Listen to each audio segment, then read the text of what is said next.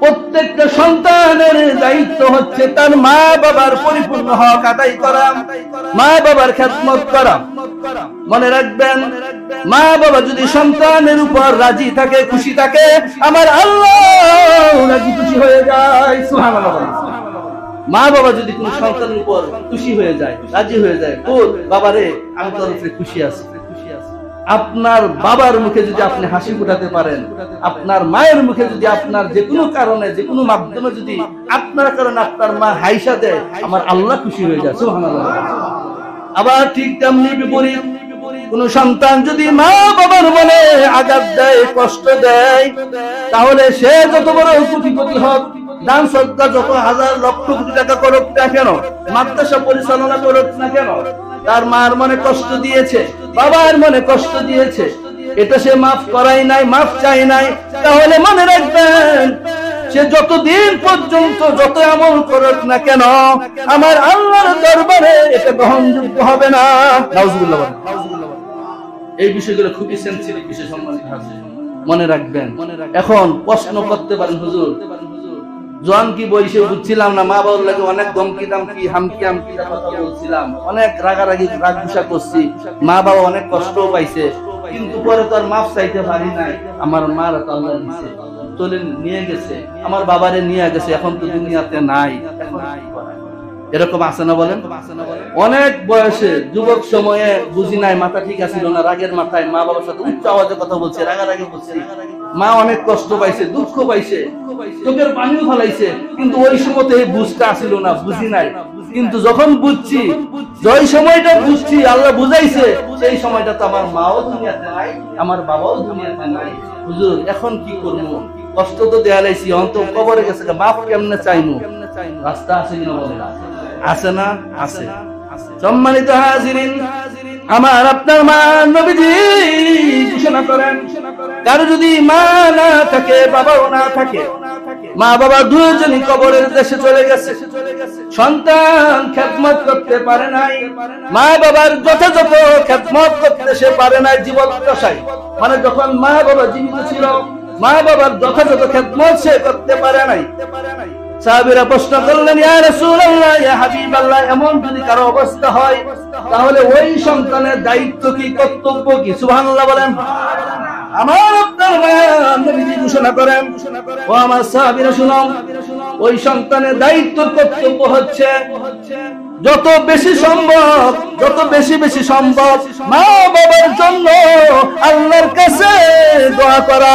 সুবহানাল্লাহ। শুধু দোয়া করা না, মা বাবার জন্য মানুষের কাছে দোয়া চাওয়া। সুবহানাল্লাহ বলেন। একটা হচ্ছে মা বাবার জন্য দোয়া করা, আবার মা বাবার জন্য দোয়া চাওয়া। কারণ আপনি আল্লাহর কাছে দোয়া করতেছেন, আল্লাহ তো নাও কথা বলেন, ঠিক না? আপনি যদি আল্লাহ অবদ্ধ হয়ে থাকেন, বা যে কোনো কারণে আল্লাহ যে আপনার দোয়া খুশি থাকে, আপনার দোয়া যে কবুল করবে, কোনো গ্যারান্টি আছে? গ্যারান্টি আছে। এই জন্য আমার আপনার মায়ের নবী দেখেন কি পয়েন্টে কথা বলছে, যে মা বাবার জন্য সে দোয়া করবে এবং মানুষের কাছে দোয়া চাইবে। সুবহানাল্লাহ।